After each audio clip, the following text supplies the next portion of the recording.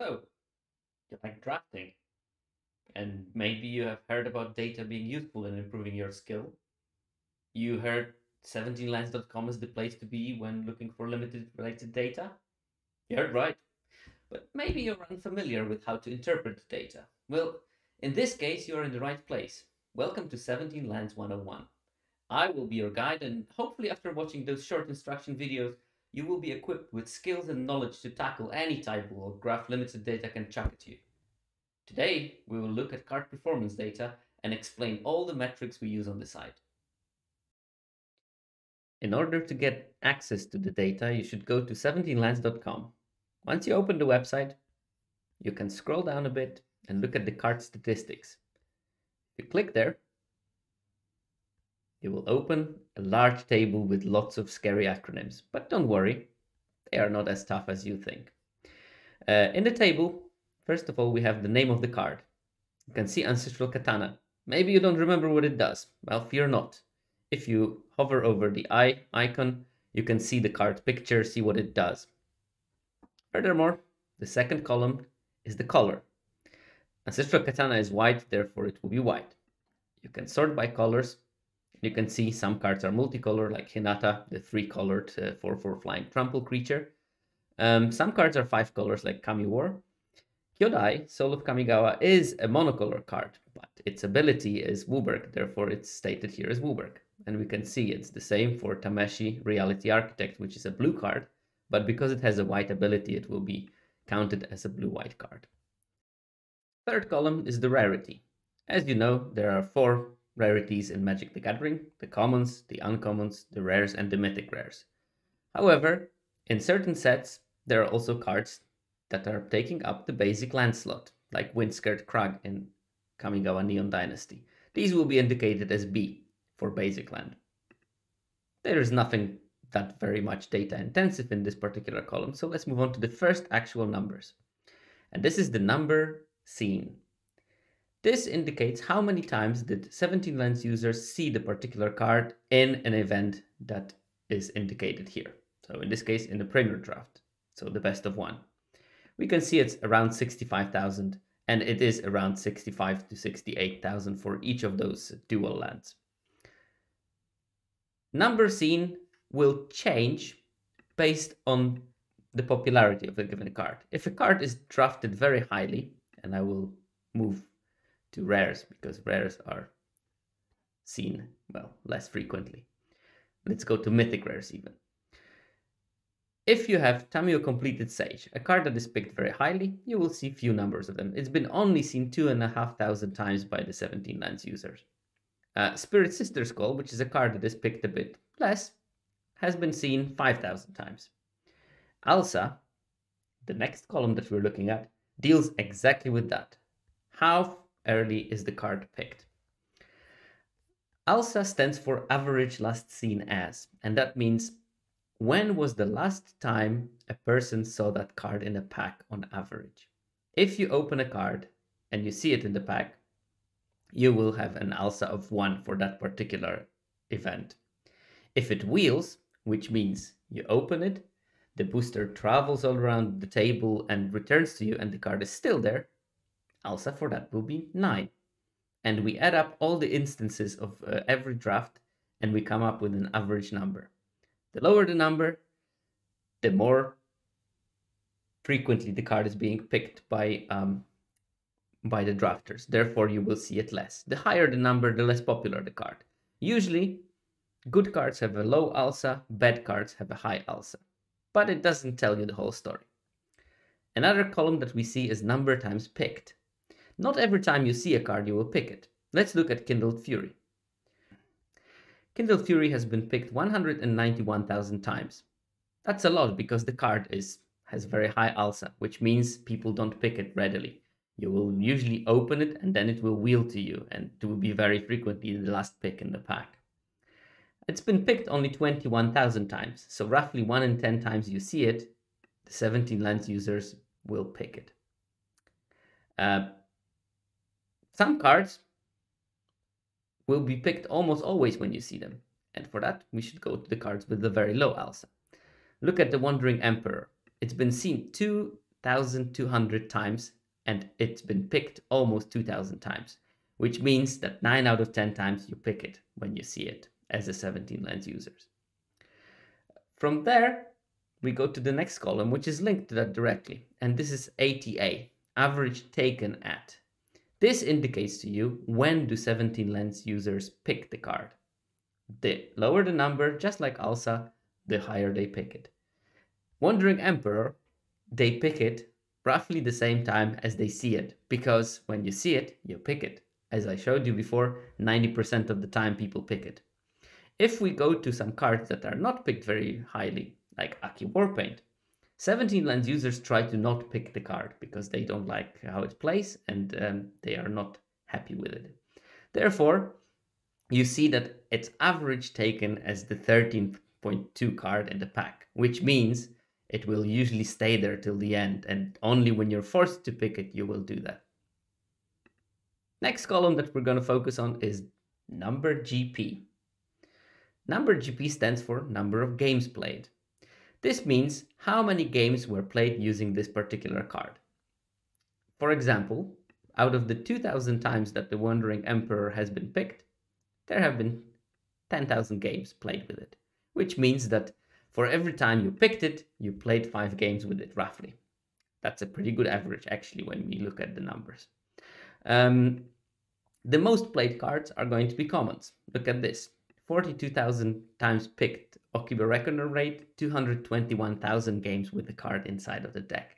Similar numbers for Virus Beetles. But we're not interested on how many times was the card played, are we? GPWR is the next statistics, and this shows you what percentage of games were won while playing with this card.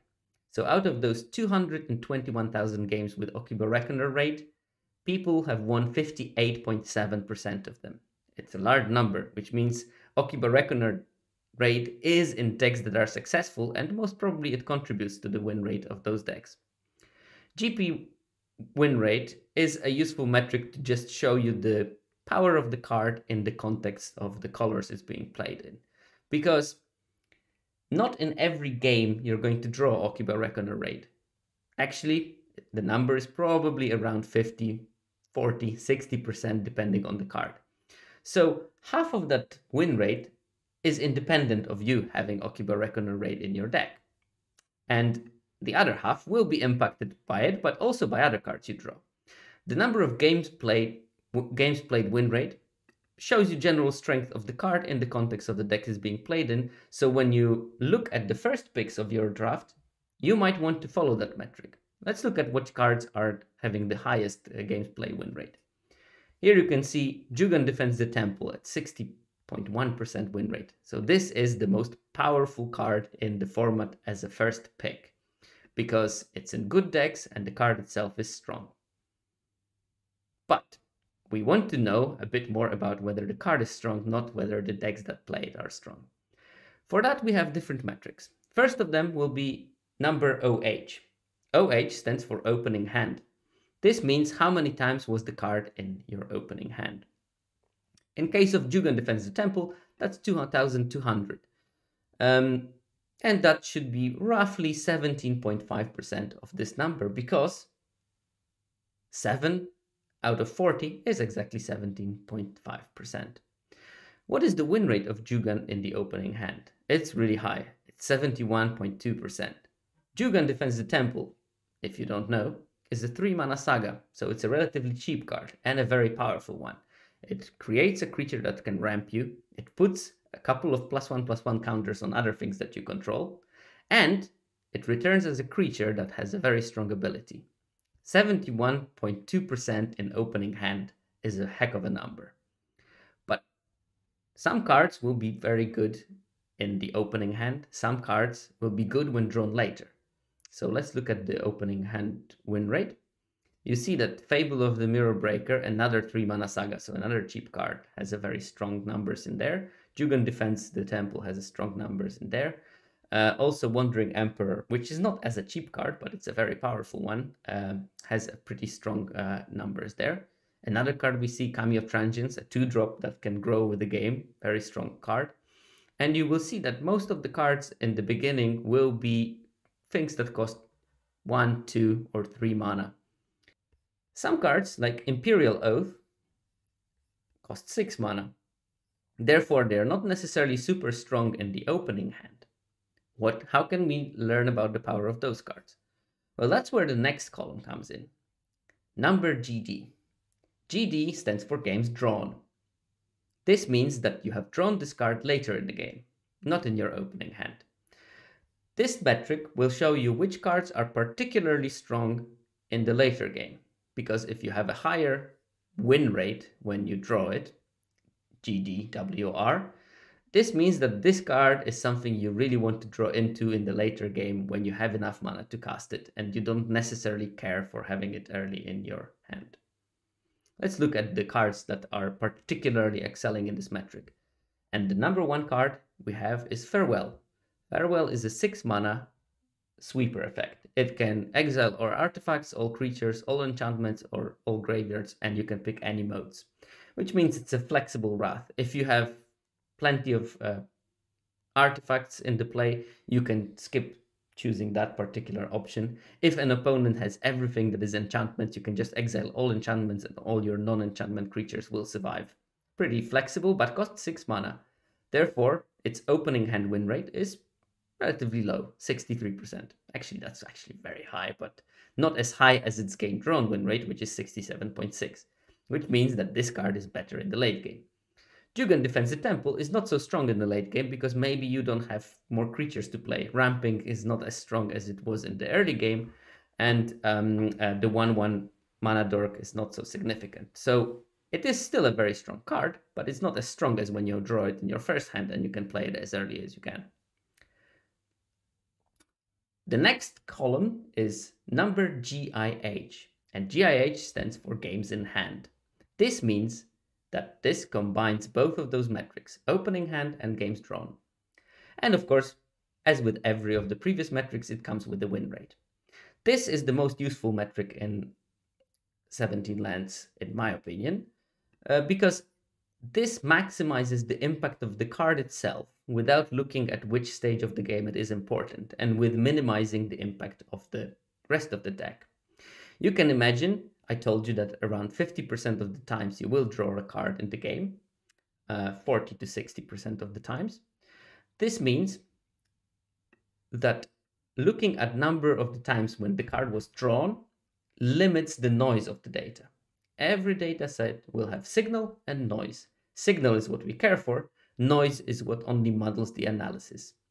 While looking at the games played, you have a lot of noise because 50% of the games did not have that card being drawn. In this case, we only look at the games when the card has been drawn. Looking at those numbers, we still see that Jugan Defends the Temple is the strongest card in the set. And we have the Fable of the Mirror Breaker as the second most powerful card and the Wandering Emperor as the third one. So these are the most powerful cards because when you draw them, you tend to win around 2/3 of your games. We know that Magic is tough. Having over 60% win rate is only achievable by a few players, certainly not me. Therefore, having a 67 average win rate means that the card is super powerful.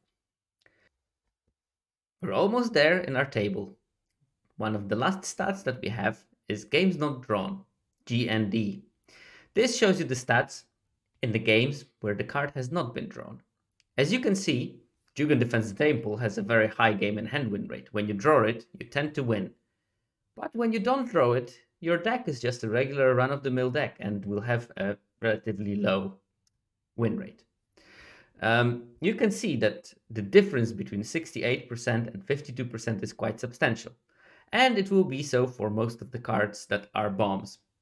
But if we look at the cards that are more approachable in the draft, commons, say Okiba Reckoner Raid, the card that has the highest game not drawn win rate of all the cards in the format, you see that the difference between the game in hand and when you don't draw it is around 4%.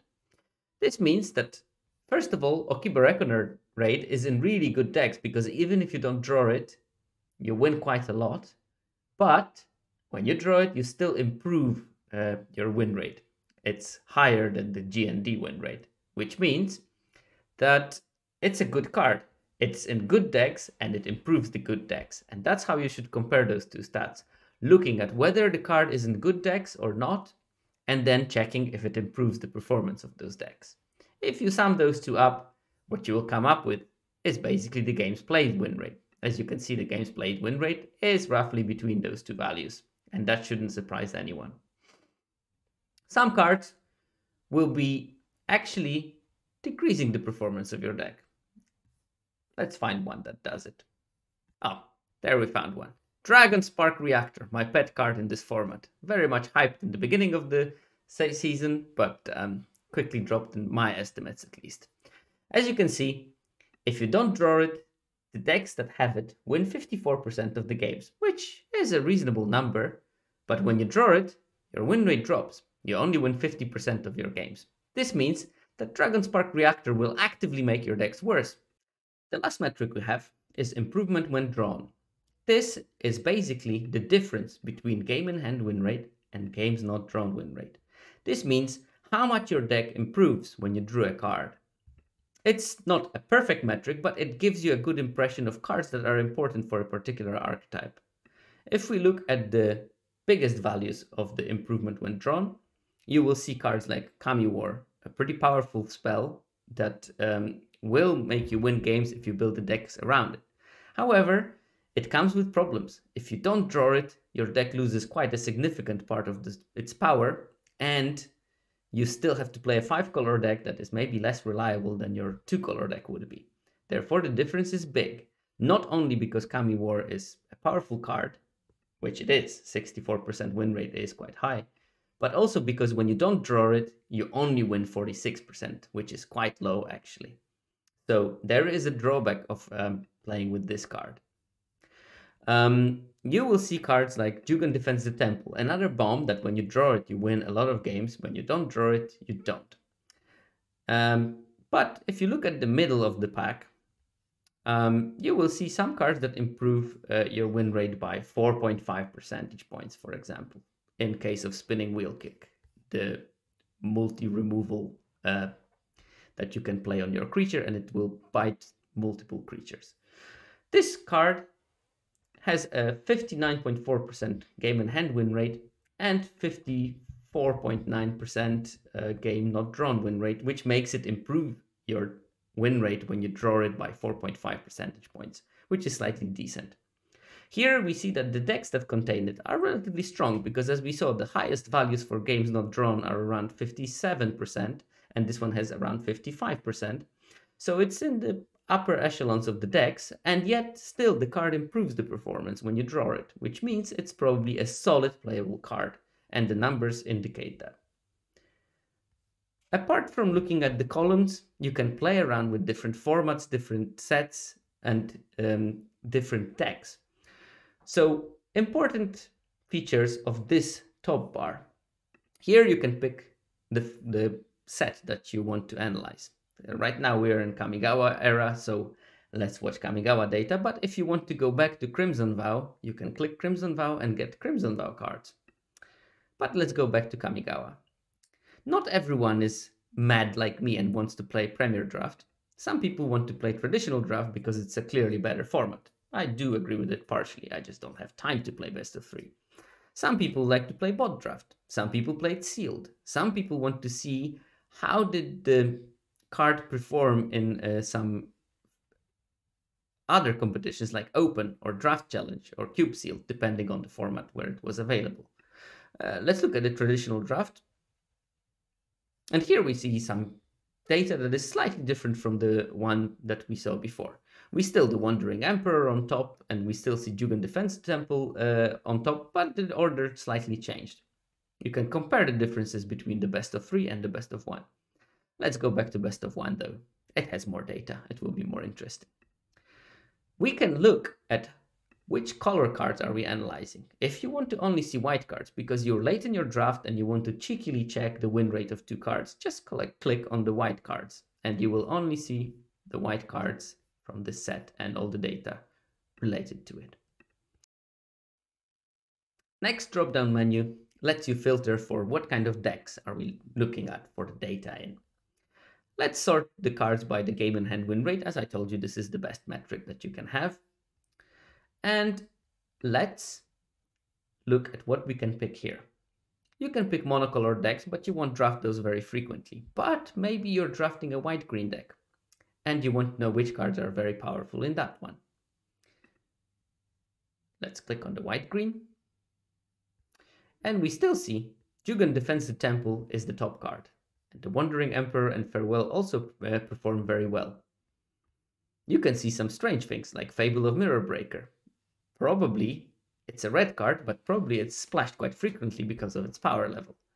Tameshi, Reality Architect, is a blue card, but it fits very well in the green-white decks, therefore maybe people splash it too. We see a bunch of rares and mythics at the top of it. And that's not very useful, because when you see an on-color mythic or rare, you probably can safely pick it. So here comes the next drop-down menu when we can select the rarity of the cards. Let's pick commons, because these are the bread and butter of every deck. You want to see which commons are the best in the white-green archetype. And we see the best card is the Imperial Oath, the 6 mana make 3 Vigilant Samurais. Second card is Spirited Companion. These all have over 60% win rate, which is quite high when you think about it. If you want to see which uncommons perform best in this color combination, you can also click it. And what we see here, Twin Shot Sniper in white-green?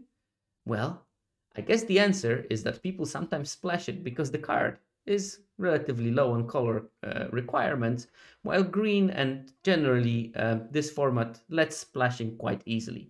And the numbers show that actually having a Twin Shot Sniper is not a bad idea in those decks, whenever people can afford to splash quite cheaply. Then we can see something more credible, and that's Blossom Prancer. You can see that combining the stats, Twin Shot Sniper has only 470 games in hand, while Blossom Prancer has 12,000. You can see which card was played more, and there's no surprise in the fact that the green card is played more in the green-white deck. Then we see other green uncommons, Boseiju Skyward, Kappa-Tech Wrecker, and a white uncommon Touch the Spirit Realm, a good removal spell. These all have over 60% win rate, much higher than any of the commons that we were watching. The last tab shows you the time frame when we are comparing the data from. Kamigawa has been released in February, and here we show the data from June to 2021, which of course covers the whole era that Kamigawa was with us. But maybe you want to see just last week data. In that case, we can click and only select the last, hopefully, 7 days. As you can see, if we look at the last 7 days, our Twin Shot Sniper disappeared because probably there was not enough games played in that period to really have data that is reliable. We see Boseiju reaches Skyward as the top uncommon, and Life of Toshiro Umezawa, another off-color card with a very small sample size compared to the other things. But by playing with that, you can actually see what is good currently, because cards will change their evaluation over time, mainly because some things are more or less open as the format progresses. But that, I think, is a topic for another episode. I hope that I helped you understand how the card performance data works on 17Lands, and hopefully you're left with more answers than questions. Till next time, bye.